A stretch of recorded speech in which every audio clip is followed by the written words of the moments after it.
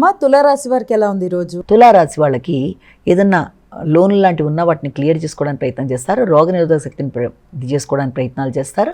ముఖ్యంగా వృత్తిపరంగా ఉన్న రుణాలు, అంటే వృత్తిలో ఇంతకుముందు మీరు ఏదైనా పెట్టిన పెట్టుబడులకు సంబంధించిన విషయాలకి సంబంధించి వాటిని క్లియర్ చేయడానికి చేసే ప్రయత్నాలు, దానికి సంబంధించిన ఖర్చులు మొదలైనవి అధికంగా ఉంటాయి. అలాగే మీ వ్యక్తిగత ఆరోగ్యం కోసం కూడా శ్రద్ధ తీసుకుంటారు.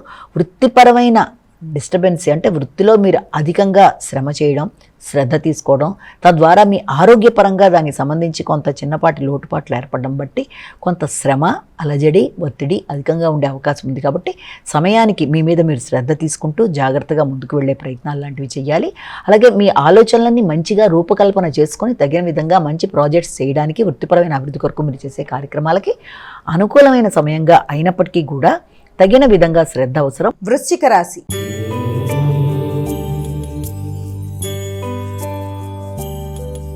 అమ్మ, వృశ్చిక రాశి వారికి ఎలా ఉంది ఈరోజు?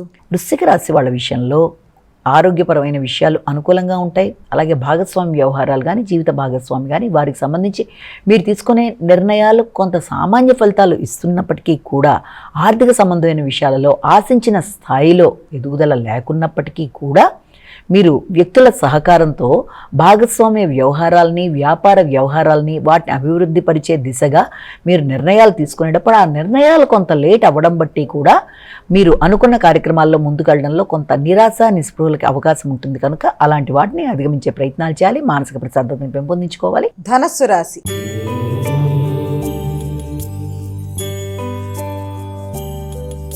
అమ్మ, ధనుసు రాశి వారికి ఎలా ఉంది ఈరోజు? ధనుసు రాశి వాళ్ళ విషయంలో వృత్తిపరమైన విషయాల్లో తగిన జాగ్రత్తలు, శ్రద్ధ అవసరం. ముఖ్యంగా వృత్తి చేసే ప్రదేశాలలో వ్యక్తులతో, మీ పైన ఉండే అధికారులతో కావచ్చు, మీ కొలీగ్స్తో కావచ్చు, ముఖ్యంగా స్త్రీలతో తగిన విధంగా జాగ్రత్తలతో ముందుకు వెళ్ళాలి. వారితో అభిప్రాయ భేదాలు రాకూడదు. వారికి గౌరవం ఇచ్చి గౌరవాన్ని స్వీకరించాలి. మీ పై అధికారులు కనుక స్త్రీలైనట్లయితే వారితో వినయంగా మీరు ఉంటూ మీరు అనుకున్న కార్యక్రమాల్లో వారి సహాయంతో ముందుకు వెళ్ళడానికి మీరు కీలకంగా ప్రయత్నాలు చేయాలి. అలాగే అనుకోని వ్యక్తుల వల్ల ఘర్షణ అనేది వృత్తిపరంగా ఏర్పడే అవకాశం ఉంది. అనుకోని విమర్శలకి, ఘర్షణలకి, అవమానాలకి తగిన విధంగా దూరంగా ఉంటూ సరైన ప్రణాళికాపరంగా ముందుకు వెళుతూ వృత్తిపరమైన చికాకుల్ని అధిగమిస్తూ అనవసరమైన టెన్షన్స్ నుంచి దూరంగా ఉంటూ ధైర్యంగా మీరు ముందుకు వెళ్ళడానికి ప్రయత్నాలు చేయాలి. ముఖ్యంగా రూమర్స్ మొదలైన వాటికి దూరంగా ఉండాలి. అంతేకాకుండా వృత్తిపరమైన నేపథ్యంలో కొలీగ్స్తో కానీ, అలాగే పై అధికారులతో కానీ, వారితో పాటు మీరు ఏదైనా ఒక సరియైన నిర్ణయాలు తీసుకొని ముందుకు వెళ్ళడానికి స్థిర నిర్ణయాలు తీసుకునే ముందు తగిన విధంగా జాగ్రత్త తీసుకుంటూ స్టెబిలిటీ ఆఫ్ మైండ్ అంటే మానసిక స్థిరత్వంతో ముందుకు వెళ్ళడానికి ప్రయత్నాలు చేయాలి.